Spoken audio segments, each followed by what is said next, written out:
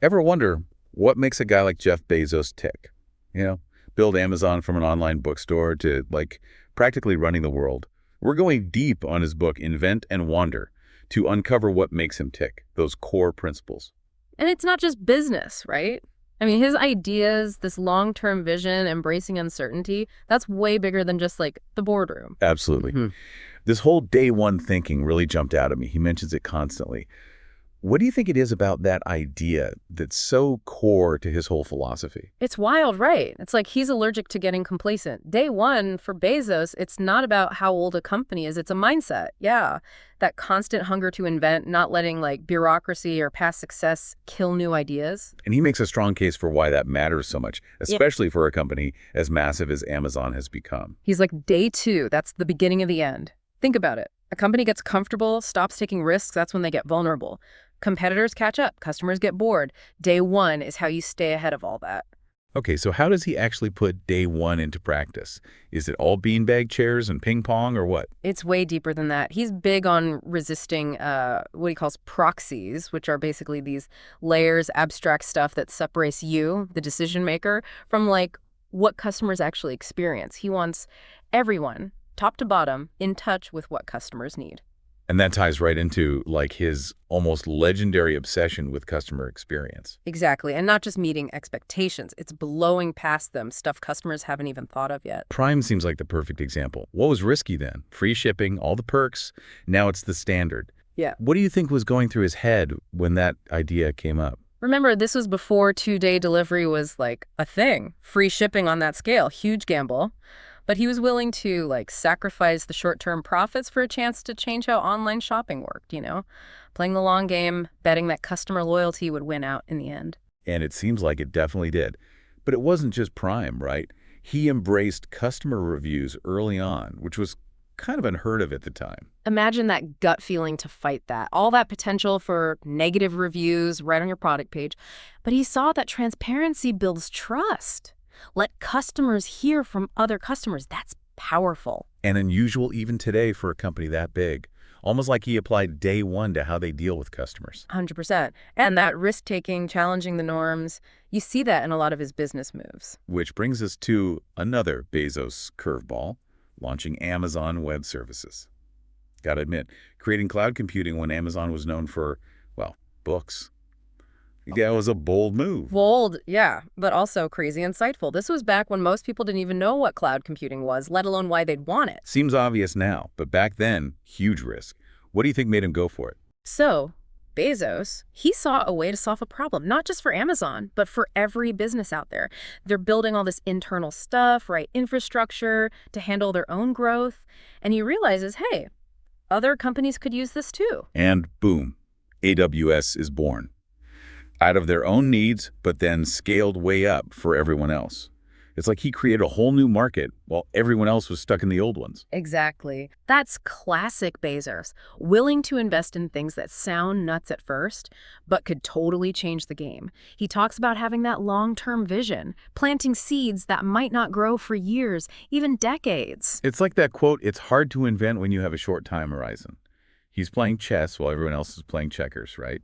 Patience, seeing the big picture, that's his game. Totally. Not afraid to wait for the payoff, to make moves that might not show results right away, but could be huge down the line. And you can't talk about Bezos without mentioning Blue Origin, his space company. Talk about long-term vision, right? Right. It's like he looked around and thought, okay, online shopping's handled. Time to figure out humanity in space. Like, Amazon was just a warm-up act for something even bigger. But this invent and wander thing, it's not just for billionaires with rockets, is it? What about the rest of us? That's what's so cool about it. You can apply it to anything, your career, relationships, even just like growing as a person. It's about that curiosity, that drive to explore, no matter what you're into. So how do we actually do that? How do we take these big ideas and actually make them work in our own lives? We'll start with day one. Imagine approaching every day like you're brand new. That eagerness to learn, to adapt, like when you were just starting out. Instead of getting stuck, always looking for ways to improve, to question what we think we know, to never stop learning. Exactly. And that customer obsession, Think of it as being really tuned in to the people around you, colleagues, friends, family, really listening to what they need and finding ways to over-deliver. So it's more than just doing the bare minimum, right? To be really customer obsessed, you have to like get inside the heads of the people you're dealing with, really get them so you can anticipate what they need and go above and beyond. 100%. And that leads right into another Bezos principle, long-term thinking. It's so easy to get caught in the weeds, just chasing the next quick win. But look at Bezos, right?